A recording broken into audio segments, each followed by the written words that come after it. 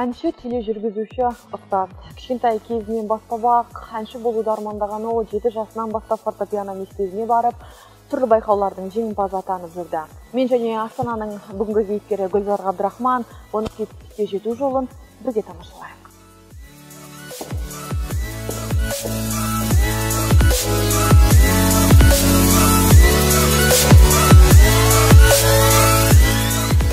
Мен өзімді көп іздедім. Өзімді іздеп, бәрібір өнер өзіне тартып әкетті десем болады.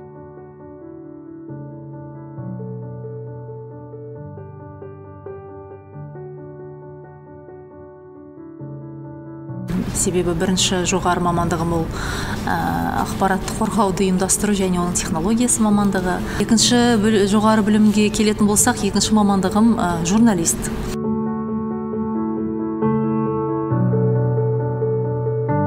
Менің туған атам Игіль Комаров деген кісі. Ол кісі талай өнер майталмандарын, олардың ішінде Бекболат ағамыз, Бекболат Тілеуханов, Қайрат Байбосынов, Ғалым Мұхамедин, Серік Оспанов деген біздің өнер қайраткерлерін тәрбиелеп, ұстаздық еткен менің атам. Жалпы 1,5 жасымнан мен өлең айта бастадым.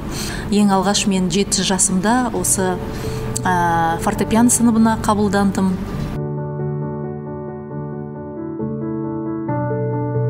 Сол кезден бастап жалпы классиктерден әрине бастадық. Шопен сияқты Шуберттің шығармаларын орындап, одан кейін ән айта бастадым. Түрлі облыстық, республикалық конкурстар болды.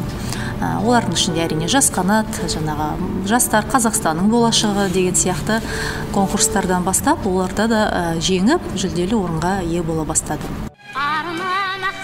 Мектеп қабырғасында оқып жүргенде өзім осы әнші болсам, осы Роза апамыздай, Роза Бағланова апамыздай, Роза Рымбаева апамыздай, Бибігүл Төлегенова апамыздың жолын қуып, мен де осылай әнші болғым келеді деп, жалпы ішімде әрине сондай арман болды.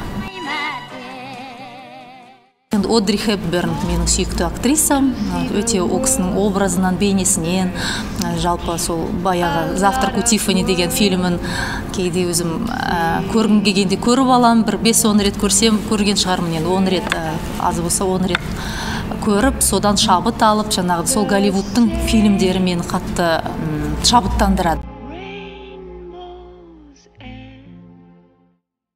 Джаз музыкасына менің махаббатым ерекше. Жалпы сол джаз музыкасын бізде де Қазақстанда өкінішке орай қазір енді қатты дамымай жатыр. Расы керек, қазір кішкене бізде көбінесе той бизнес, кішкене шоу бизнеске енді расын айту керек, бізге кішкене алыстау.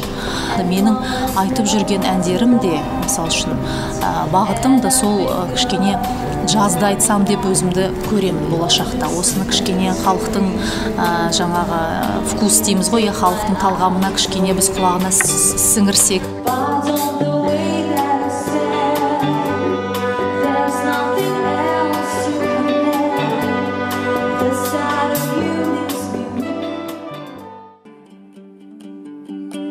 Соны кішкене үйренсек.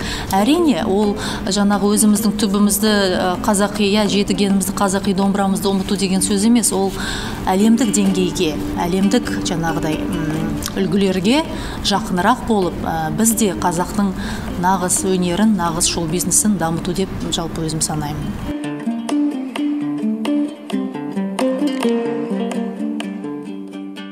Әрине бизнес көзі бола алады. Қандай жағдайда, егер сіздің өзіңіздің бойыңызда өнер болса, оны өнерге мысал үшін өнерден алыс адам, өнер бизнесінде енді жүру кішкене қиындау. Өйткені оның қыр-сырын білу керек, ішкі кухнясы дейміз, ішкі кухнясын білу керек. Фортепианошы, музыкант ретінде әрі қарай әншілігімді жалғастырдым. Сондықтан да осының бәрінің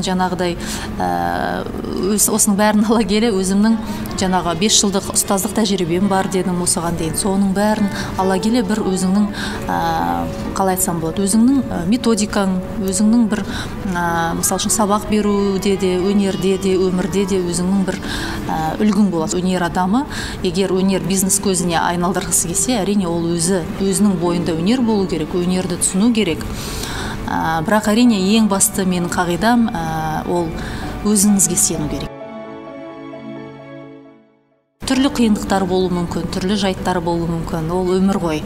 Біресе ақ жолақ, біресе қара жолақ. Сондықтан да оған бәріне де дайын болып, ішкі қайсарлықпен, ішкі бір қажырлықпен, ішкі бір алдыңызға мақсат қойып, мен оны жеңем, мен тек қана алға жылжимын, жаңағыдай неше түрлі жан-жақта жаңағыдай ешқандай әңгімелерге де ермей, ой, сен бола алмайсың дегенде, мысал үшін ондайлар болады, сені жолдан саған бөгет жасап тұрады. Оларды елемей, тек қана өзіңіздің жоспарыңызбен, адал еңбекпен жаңағыдай жасасаңыз, өз ісіңізді сүйсеңіз, сонда да табыс ол көп күттірмейді. Мектеп ашу идеясы маған енді осыдан бір 2 жыл бұрын келе бастады. Бірақ әрине ол уақытта мен түрлі жаңағыдай өзімді студияда істеп жүрдім, өзім ұстаздық жаңағы тәжірибемді кішкене молайтам деп түрлі студияда жұмыс істеп жүрген кезімде, әрине міне 5 жылдан астам уақыт өткен соң ғана, осы жылы ғана мен дәл осыған бел будым. Осы жылы мен ашайыншы, маған білмеймін, тәңірден бір шабыт келді. Осы жылы қалайда ашуым керек.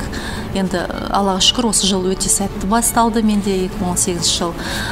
Сол ақпан айында біз студиямыздың есігін аштық. Содан бері мінеке әуелі 5-6 балапанымыз, одан кейін мінеке қазір 40-50-ге таман шәкірттеріміз бар.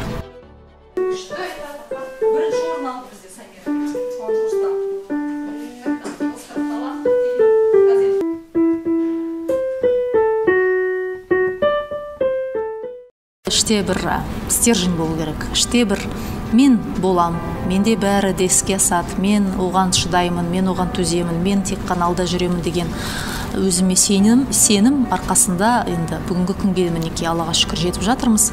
Деструктивті критиканы мен қабылдаймын. Ал егер жай ғана жаңағыдай енді бізде бар ғой, әр халықта кішкене көре алмаушылық болады, артқа итермелеу деген болады.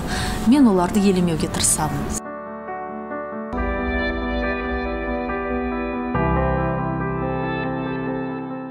Көп адамдар бизнесті ашады, бірақ бір уақыт өткенде, мысал үшін жарты жыл өтемі, 3-4 ай өтемі, жарайды бұлдан табыс көзі болмайды деп, мысал үшін тастап жататындар көп қой. Ең бастысы қайсарлық болу керек, өзіңізге деген сенім болу керек. Ештеңеге қарамастан, тек қана мен алға жылжимын, менің бизнесім дамиды деп өз-өзіңізге мотивация берсеңіз, көптеген қиындықтар болуы мүмкін. Қаражат жағынан да әрине, аренда помещение дейміз, оны жалға алуда әрине аз ақша тұрмайды, оның расы керек. Бірақ жаңағыда оның көбінесе жаңағыда енді банкрот болмау үшін дейсіз ғой, банкрот болмау үшін оның басқа тәсілдерін ойлау керек. Тынымсыз тіршілік, бірақ мен соған ризамын. Мен үйге шаршап келсем де жұмысымнан, үйде менің балапандарым, 2 батырларым, Шәкәрім мен Мағжаным, сүйікті жолдасым тосып отырады. Қанша сен шаршап келсең де, сен үйіңе келгенде оның бәрін артта тастап, ұмытып, жұмыста қалдырып, жаман жаңағы настроение дейміз, ненің бәрін үйге мен оны алып келуге ешқандай құқығым жоқ, хақым жоқ. Сондықтан да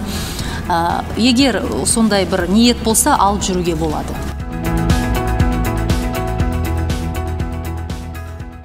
Астанаға осыдан 10 жыл бұрын келдік. Жолдасым екеуміз жаңа ғана отбасы құрып, Қарағанды қаласында жаңағыдай некеге тұрып, осында арман қуып, Астанаға 2008 жылы келдік. Сондағы менің айтқан сөзім өте суық екен, әрине, өте суық, бірақ мінеке 10 жыл өте келе, осы Астанамыздың суығына да үйрендік, жаңағыда шыжығына да үйрендік демекші. Астанамды өте жақсы көремін. Менің репертуарымда 2 ән бар Астанаға арналған. Біреуі Түнгі Астана, жақында бейнебаян шықты. Астанаға мінеке ән қоржынымда 2 ән бар, одан да көбірек көбейтпекпін, өйткені Астанаға деген махаббатымыз шексіз, рас. Өйткені біз тек Астанамен өзіміздің болашағымызды және бала-шағамыздың болашағын осы жерде көреміз.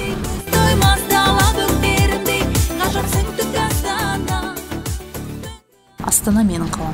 Себебі Астана арман қуған жандардың қаласы. Осында бір биік бір жетістіктерге, биік бір мақсаттарға жетем деген жас өспірімдер болсын, балалар болсын, жастар болсын. Егер еңбек етсеңіздер, егер оған сенсеңіздер, сол бағытта жұмыс істесеңіздер, бәрі де болады. Астана армандардың орындалатын қаласы. My